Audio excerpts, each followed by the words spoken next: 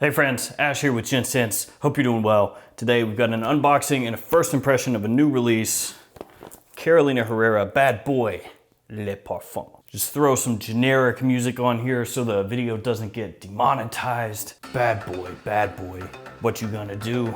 What you gonna do when Carolina Herrera releases Bad Boy Le Parfum, the flanker to Bad Boy. It's so good to be bad, they have right there on the front. This one is now available in the US at retailers, and you gotta love that sound on the inside. I like that that they put something in there to keep the bottle from flopping around. Cool. Yeah, so it's available now. You can pick it up at full retail, or you can wait a little while, pick it up at discounters. But I'm gonna go ahead and open this up, show you guys the presentation up close and personal, and then we're gonna smell it, see how it is. So let's jump into this.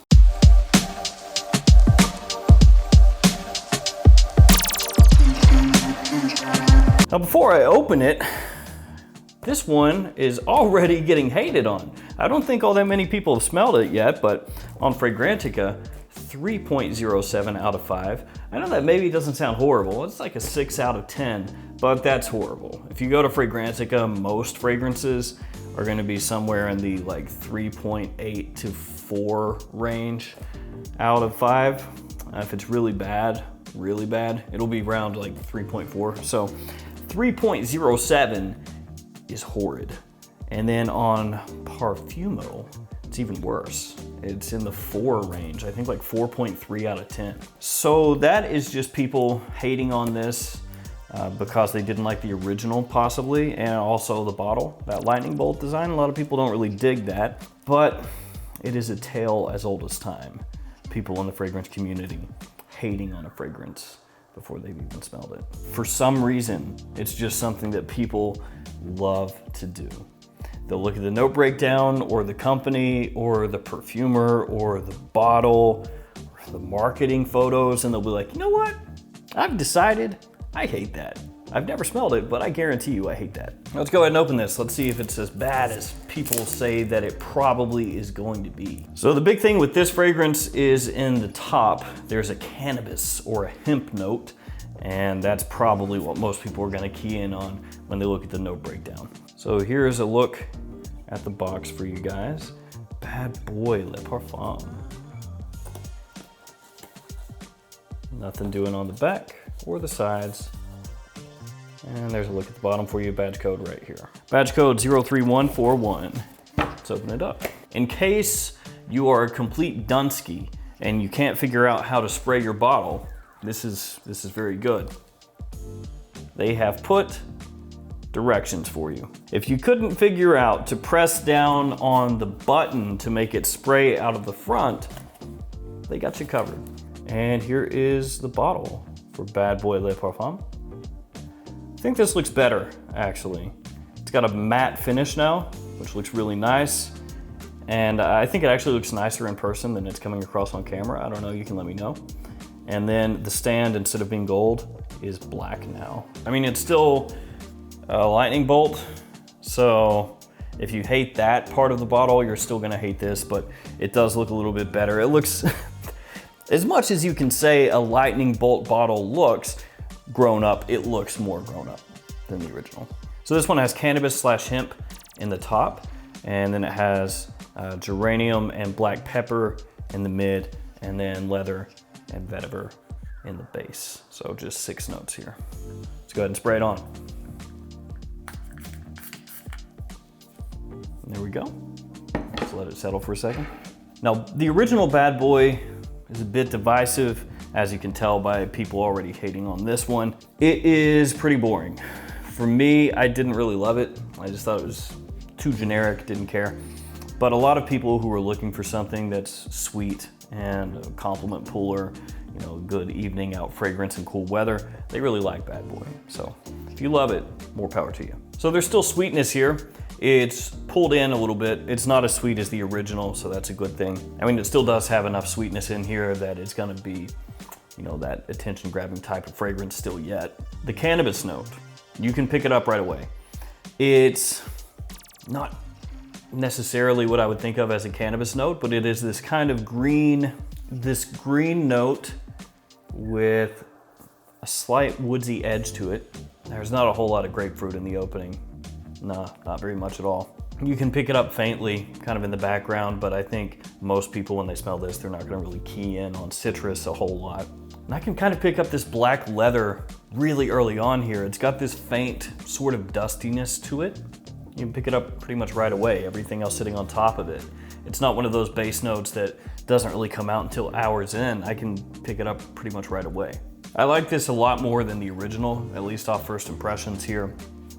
This cannabis note, I'm hoping it lingers, maybe, changes up a little bit as it dries down. We're gonna see. I'm gonna let this dry down. I'm gonna take a quick break. Like usual, it's gonna be a couple seconds for you, and we'll talk about how this evolved as it stayed on my skin. So I'm back, it's dried down here, and I sprayed it on again right here so that my wife could smell the dry down and the opening, and so that I could check out the opening again. So my wife's thoughts really quickly. She loved the opening. She thinks it smells awesome. The dry down she liked too, and she actually made a comment about the strength of it. She said you can tell that it's a really big performing fragrance because she could pick up that dry down really strongly. Now, my overall thoughts on the fragrance, just really quickly. When you first spray it on, you get this really nice, sweet, green feel from that cannabis note. And I think the grapefruit in there, even though you don't pick up a whole bunch of citrus, is just providing a little bit of sweetness to that note in the opening, to the hemp/cannabis note. And that opening, I love it. It smells great for about 5 minutes. That's when it smells the best. And then that sweetness starts to kind of fade away. It kind of fades into the background. Still there a little bit, but not a great amount of it. The cannabis note is still there as well, but it kind of steps back a little bit as well. When you first spray it on, it's right here, right up in the front, and then it kind of steps back, steps back, steps back, steps back, steps back, until once you get to the dry down, it's gone. And what takes its place is this kind of earthiness, this little bit of dusty earthiness that comes in as the cannabis fades back. And you could even say that it's really that cannabis note just doing a different thing, like a different facet of the same note. It initially pops with this green, slightly bitter sweetness, and then fades back and becomes a little bit more earthy. Like I mentioned before, that black leather, you kind of pick that up really early on. That's gonna be the main note as you hit the dry down, that black leather with a little bit of vetiver. Through the mid, you get a little geranium, so a touch of freshness from that, kind of trying to provide a contrast, I feel like, against the other notes. Oh, and I also sprayed on the new 212 VIP Men Wins from Carolina Herrera on this hand when I sprayed on the opening of Bad Boy Le Parfum on this hand. Obviously, I did that off camera, and I'll review that fragrance in the future, but my initial impression of 212 VIP Men Wins is that it's complete trash and sucks horribly. Initially, when you first spray on 212 VIP Men Wins, and I'm gonna keep this brief because I know it's not about that fragrance, but I ordered them together. So when you first spray that one on, it's very fruity and sweet. It's an obviously synthetic fruity sweetness. I mean, there's kiwi as a note, there's cucumber, there's yuzu, so there's a lot of different fruits that you really don't see put together all that often. The problem is, it really quickly turns into a fragrance that smells like a household spray cleaner, like that kind of chemical sweetness, a really synthetic, like smell that you feel like should just be scrubbed away. That's how it smells. So I'm not a fan. I think it smells terrible. I'm gonna keep wearing it. We'll see how it goes, and I'll review it a little bit down the road after I get some more time with it and more chances to wear it. But right now, stay away. Stay away from 212 VIP Men Wins. That's my suggestion. It smells really bad. Back to Bad Boy Le Parfum. Overall, I really like the opening. It smells great.